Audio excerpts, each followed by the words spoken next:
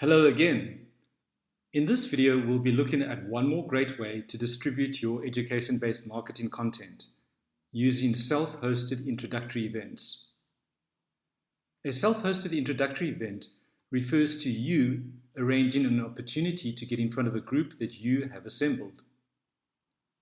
Unlike a speaking engagement opportunity, you do all the legwork to book the space, gather the group, and host and run the event. This is the route I took when I started out as Managing Director of HeartMath South Africa. Of course, the investment of time, energy, and money is usually a lot higher.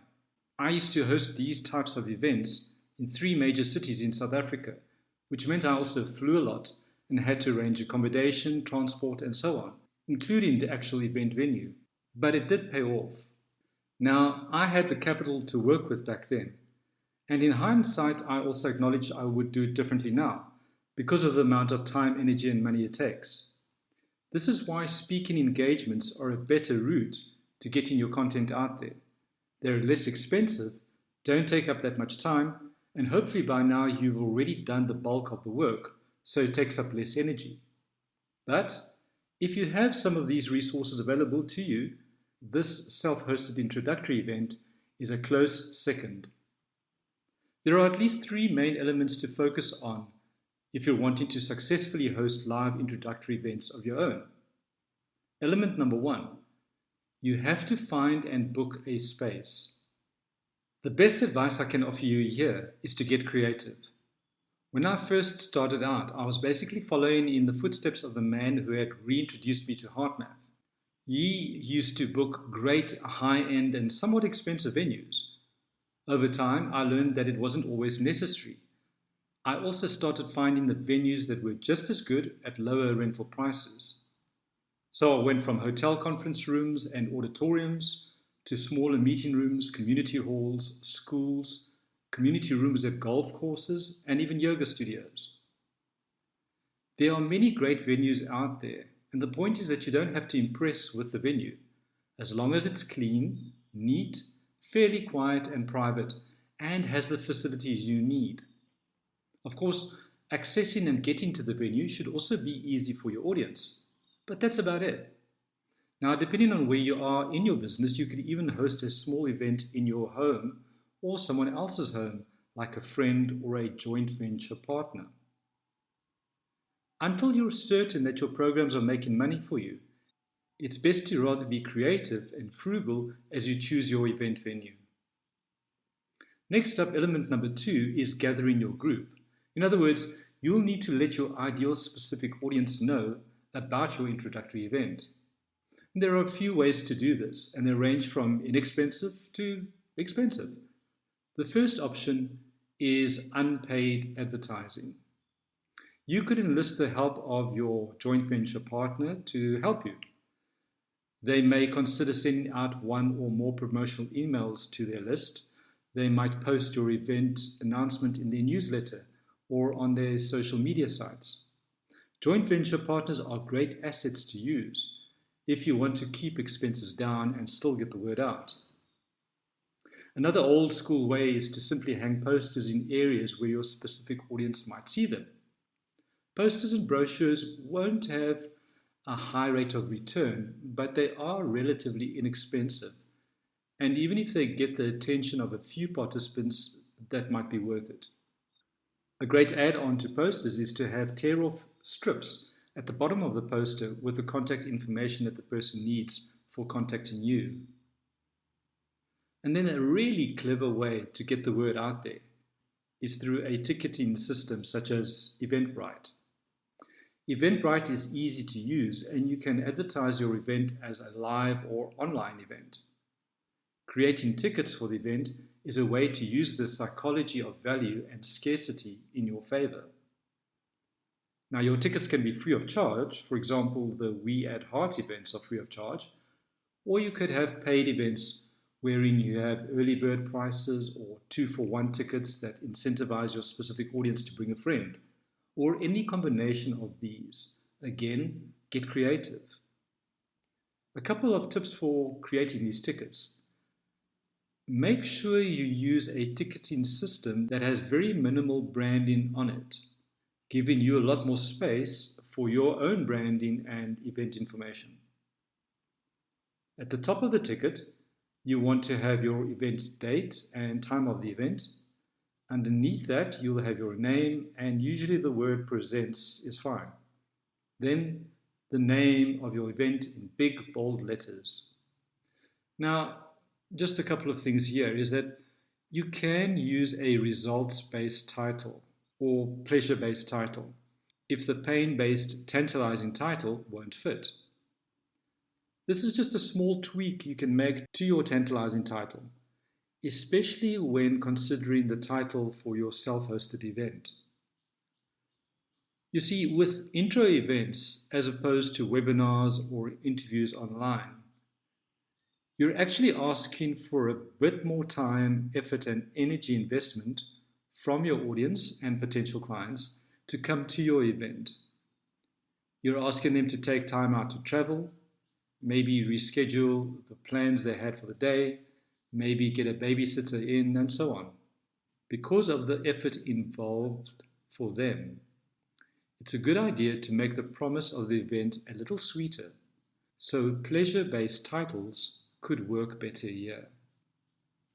If you have space on your advertising material or tickets, you could even combine the two. For example, a pleasure-based title, Fill Your Workshops with Ease, followed by a pain-based subtitle, 3 Massive Mistakes Workshop Leaders Make That Keep Their Event Rooms Empty.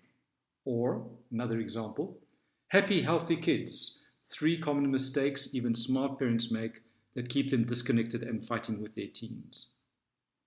So if you can fit them both on the ticket, great. But if you can't, just use the shorter results and pleasure-based title. Now, with a service such as Eventbrite, your potential client will need to submit their email address or other contact information in order to get the ticket. This helps in registering for the event, but also helps you build an email list. Good practice then for keeping them on your email list is to email them personally after the event, either thanking them for showing up or saying that you noticed they missed the event, and give them a way to stay connected with you. The way to do that is to incentivize them to sign up for your newsletter via a link in your email to your website, and then reward them with a free report or ebook that you've created using your education-based marketing. Remember as well that just because someone registers or signs up for your event, it doesn't necessarily mean that they're going to make it there or attend it. So following up after the event is a good idea anyway. And plus, you could even create excitement for the event by giving value to the registrants before the event takes place. Just be mindful not to overwhelm them with too many emails or too much value. Now, a great way to create even more excitement and value for your event is to have some of these tickets pre-printed, which means you can hand them out at relevant networking events and meetup groups. This does not mean leaving a stack of tickets at the local coffee shop or giving them to your friends, family members, or affiliates. You want to be handing them out personally. In other words, personally selecting who you give them to, which then adds more value to the ticket. Before sites like Eventbrite were a thing, I used to build my potential audience through making LinkedIn connections. This was hard work and often time consuming, but fairly easy in terms of connecting with the right people. I would look for healthcare professionals, coaches, corporate trainers, psychologists and therapists, as well as complementary health therapeutic approaches that I felt would be a good fit.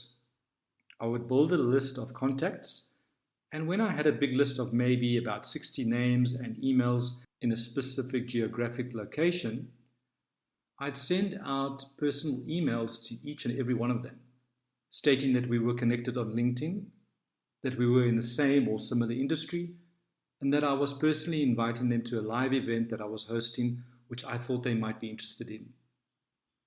I kept the invite as simple as possible while maximizing a personal touch. I told them that space was limited, and I asked them to RSVP to ensure that they would have a seat available. My conversion rate would be as high as 40 to 50% for these events, meaning that between 20 to 30 people would show up. The conversion rate from that event then could be as high again as 50 to 60%. And that's an idea for you to connect with your audience. Okay, so let's now talk about paid advertising. You can use paid advertising in relevant magazines and community newsletters, or you could use something like Facebook ads. I've used all three in the past, and to be honest, it's very difficult to track the return on investment for most of these. The way I think about it now, though, is that with something like Facebook ads, I'm able to hone in on my specific audience with more precision. And I can very easily control the amount of money I spend on that paid advertising. For example, I know that $5 can get some really good targeted advertising and event coverage. When considering ads, consider using the color red. Red is the lowest color on the spectrum of colors and really grabs attention. It's no surprise then that most, if not all, sales signs are red in color. You'll also want to use your results-based title with the pain-based tantalizing title as the subtitle on your ad. Again, try your best to get both of these on your ad, and if only one fits, go with the results-based title. The other consideration is to have a suitable image. It might be a photo of you or something that represents your event, like your specific audience. But in either case, make sure that it's high definition and good quality and won't pixelate when compressing. Of course, you'll also want all the relevant details like date and time of the event, contact details to contact you, and so on. And by the way, placing your website address on the ad doesn't convert as well as a ticket link or an email or telephone number does. You want to make sure that the line of communication to you or your event is as direct as possible. You'll also want to have some simple content copy and bullet points. You could use the What's in it for me bullet points to create these, but all this is getting people excited about what they're going to learn at your intro event. Use words like explore, discover, find out, and learn. While they will be learning from you and your education-based marketing content, you don't want to overuse the word learn, as this can make the event seem quite formal, stiff, and no fun. So explore the synonyms where appropriate and again get creative. Next, you'll have the time and date of your event on your ad, but don't keep the venue information or link to the actual webinar. You want to direct them to contact you in some way or register via a service like Eventbrite, so that you can get their contact details as well. And finally, when it comes to ads, avoid putting your branding on the ad or make it as minimal as possible. Branding is simply a waste of real estate space on an ad, especially printed ads. You want to maximize the essentials to grab attention, and your branding isn't necessarily the way to do that. Your logo doesn't really do anything for the person looking at the ad. So keep your ads simple. Use any or all of these strategies to gather your group for your intro event. And the final piece of self-hosted events is the actual hosting or running the event. You'll be using your live education-based marketing workshop script to follow as the content for your introductory event. So you might want to review that video on delivering your workshop script. The other thing that will make hosting your event easier is simply to have some help. Enlist the help of staff, friends, and/or volunteers to help you run the event. Even if it's online, having an extra someone for support really helps. Okay, your turn now. Good luck on finding the space, booking the space, gathering the group, and running a successful self-hosted introductory event. Until next time, stay coherent.